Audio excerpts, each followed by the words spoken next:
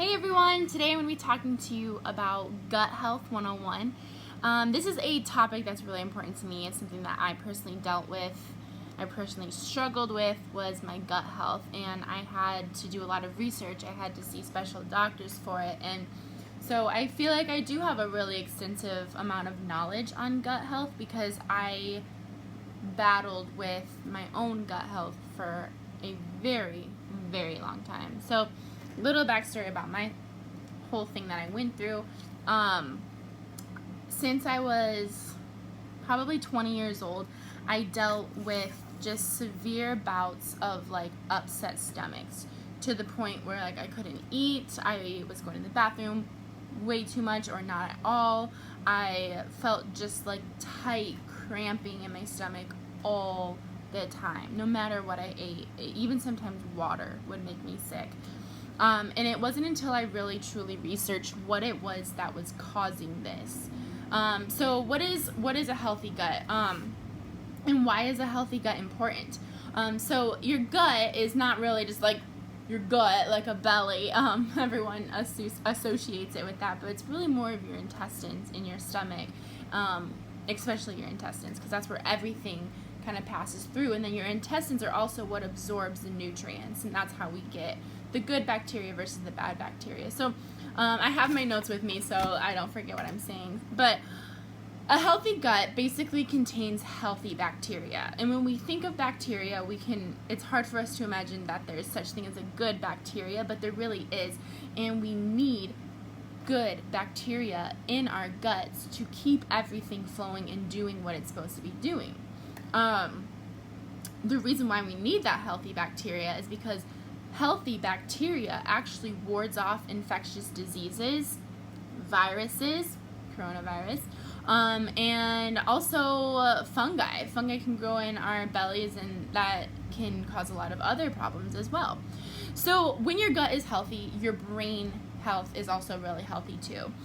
A lot of people have associated, a lot of people have said your gut is your second brain. So all that to say is basically our gut health really does relate a lot to our mental health. When our gut health is thrown off, everything else can be thrown off. And those two actually go hand in hand. So when your gut is healthy, so is your brain. A healthy gut communicates with your brain through the nerves and through your hormones. So if you feel like you're incredibly emotional, or if you are dealing with mental health, or you feel like your hormones are just all over the place, it really could be a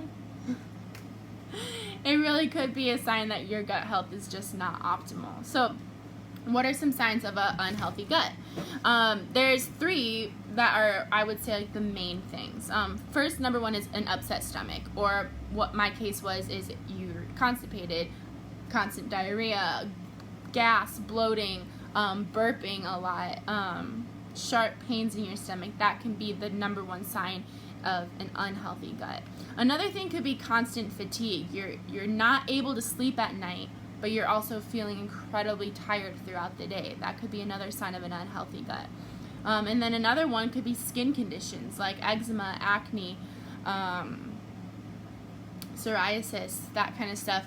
That can be another sign of an unhealthy gut. Our skin is our number one biggest organ, and your skin is a really good telltale sign that something's wrong, and it'll show up on your skin immediately. So those are three reasons why that might be a sign of an unhealthy gut. So how do we fix it? That's the number one thing, is like, how do I fix my gut? How do I make it better? Well, there isn't just a magic pill, unfortunately. It takes time, it takes practice, and it takes an actual lifestyle change as well. Number one is sleep. I know I said if you struggle with sleep, then it might be a sign of an unhealthy gut. So you're like, well, I can't sleep. You can sleep, and I'm going to tell you how. And that's turning your phone off, turning your TV off. There's a light inside of our phones that's called blue light, and it literally is designed to keep you awake. It alerts something in your brain. So turn your phones off, start winding down, use some essential oils, whatever you have to do to try to calm yourself down and go to sleep. Number 2 is water. Lots of water. Water flushes everything out, especially lemon water is really good for that. Number 3, this is a huge one, is removing processed foods. So we talk about this a lot at Burn, but if you are constantly eating stuff that is man-made versus just the stuff that comes from the earth or from an animal, we don't know exactly what's in those things. If the ingredient list is a paragraph long and you can't understand a lot of the words, don't eat it. That stuff is not, our bodies are not meant to process those kinds of foods. Number 4, this is huge, is getting a prebiotic and a probiotic. So what pre and probiotics do is it regenerates and restores all the healthy bacteria in your stomach that we need, and it's good for boosting your immune system and clearing your skin and all of that stuff. So really, please remember to take a prebiotic and a probiotic. If you need a brand, then you can contact me and I'll tell you which one that I use.